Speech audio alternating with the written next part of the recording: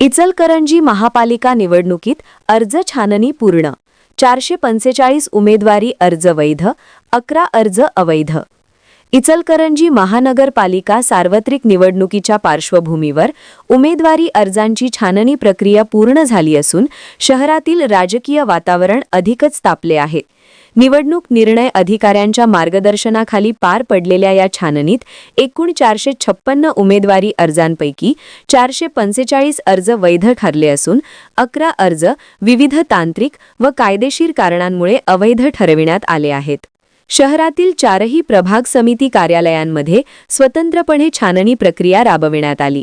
प्रभाग समिती कार्यालय अ अंतर्गत प्राप्त झालेल्या 117 अर्जांपैकी 115 अर्ज वैध तर 2 अर्ज अवैध ठरले.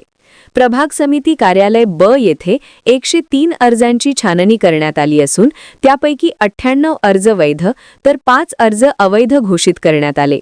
प्रभाग समिती कार्यालय क मध्ये 112 अर्जांपैकी 109 अर्ज वैध तर 3 अर्ज अवैध ठरले. तर प्रभाग समिती कार्यालय ड अंतर्गत दाखल झालेल्या 124 अर्जांपैकी तब्बल 123 अर्ज वैध ठरले असून केवळ 1 अर्ज अवैध ठरविण्यात आला आहे. अर्ज छाननी पूर्ण झाल्यानंतर आता उमेदवारांमध्ये माघारीकडे लक्ष लागले असून येत्या काही दिवसात प्रत्यक्ष निवडणूक प्रचाराला वेग येण्याची शक्यता आहे.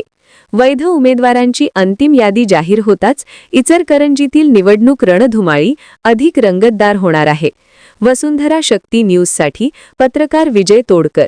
चॅनेलला सबस्क्राइब करा आणि परिसरातील